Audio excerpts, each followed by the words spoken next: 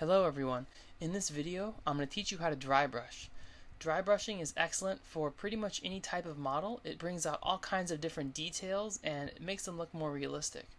It can be great for even large-scale models doing vehicle surfacing. It makes things look a little bit more realistic. You can use it for rust, dirt, all kinds of different applications.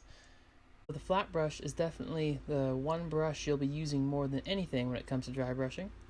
You can also use a round brush. This is typically for faces and smaller details. Okay, so using the flat brush, I'm going to use this really brightly colored pink to show you how this paint will affect the dry brushing. So I just barely get the tip wet with the paint, and then as you can see I put a little bit too much on here, which is no big deal. All I do is put it onto my skin and I get the bulk of the paint off, and you can see just how much paint I had left over. And now that I'm working the paint off the brush, I'm just barely going back and forth just enough so the pressure of the tip of the brush is hitting my skin.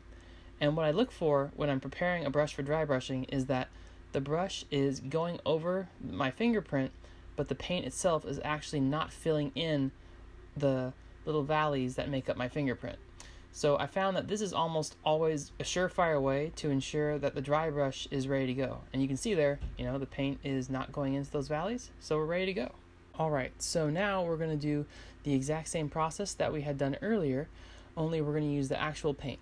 So as you can see here, I learned from what I had just done previously using too much paint. I just barely got the tip of the brush wet, and you can see that I don't have to put nearly as much extra onto my finger. Now in this case, I can still see that there is just a little bit too much paint on the brush. However, because I'm pushing so lightly, you really can kind of repeat this process and you won't be messing up the model. And now I've taken a little bit more paint off, and you can see how the model is just barely taking paint and I'm barely putting any pressure. And now that I know that the brush isn't going to be filling in the model as much and it'll still be highlighting and not filling in those gaps, I can now put a little bit more pressure and kind of gradually put more and more, and I can kind of increase the frequency of my strokes. So you can see here how now I'm really pushing into the model fairly hard and going back and forth at a pretty fast rate, and I physically am not able to get into all those crevices, so I can be really confident and know that I'm highlighting the model and that I am not going to be at risk of getting rid of those really fine details, and especially around the face. So this is a really good practice to get into. So as I'm kind of repeating this process here again, I'm able to ensure that the brush, just as I'm starting, I kind of have a feel for how much paint to put on, especially since the model is so small. And now I can kind of just hit that same area again, and now that I'm kind of happier with it, I'll move on to another area. And as you can see here, this is a little bit of a different area. It's a much flatter surface as compared to the complexity of the model's face. However, you can see that because I'm able to dry brush, that one middle scale on the shield actually has quite a bit of detail. And if I had been too aggressive with the amount of paint on the dry brush, that little center scale wouldn't have those nice raised edges because it's a really detailed model. Now I'll just go back a little bit more just to get a little bit more highlighting onto that area that we just dry brushed.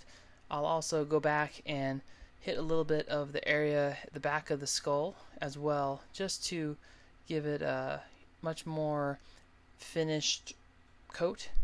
And now that I'm happy with that area, I'll be able to move on to a little bit of a challenge area, the back of the model. So once again, I'm applying really light pressure, going back and forth just to get a real kind of feel for the surface of the back of the model.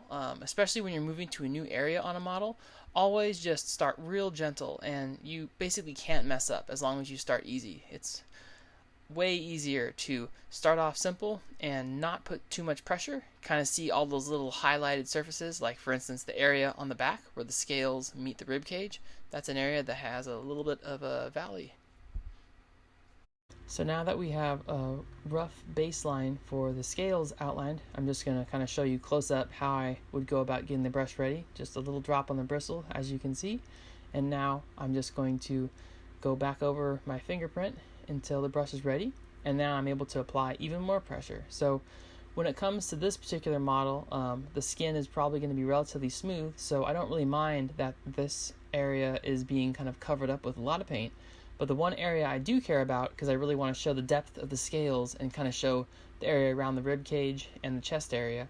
So I'm going to go a little bit lighter in that one area, but the process and the technique remains the same. So it's all about pressure. So I can get the brush ready, but just by applying pressure, I'll be able to make one area look completely different. So the scales are going to be looking a little bit drier and have a little bit more depth and have a bigger contrast, whereas the area of the tail and his shoulder are going to appear much flatter, which is what I want, because this is a skink. It's a model that doesn't have much muscle mass.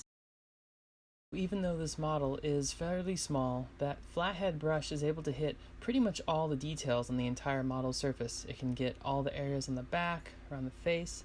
However, if you're seeing in this area, it's a little bit hard to get in that area on his bicep where he's holding the shield. So I'll kind of go back to that smaller round brush that we were looking at, and you're able to essentially do the exact same process that you had seen earlier.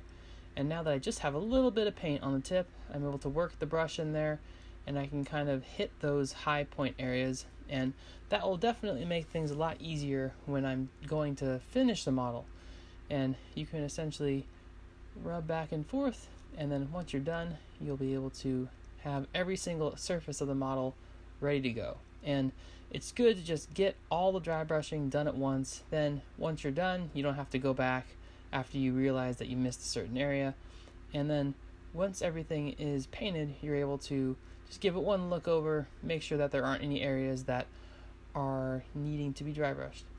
Dry brushing is probably one of the best skills that you can learn to make your models look better. You can see here that this exact same process was applied to this model, so you can kind of see how the finished product would look based on a good setup from dry brushing.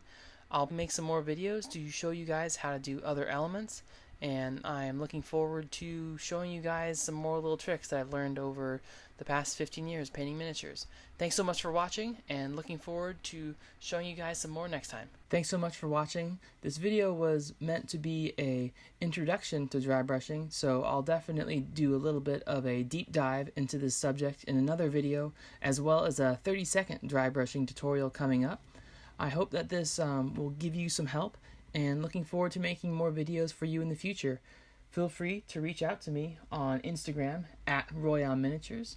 I'm also on Twitter at Royale Minis. If you have any questions or requests, I'll definitely be looking to make some videos based on requests. So if you have any cool paint schemes or miniatures that you'd be looking to see painted, let me know. Once again, thanks so much for watching, and I will see you next time.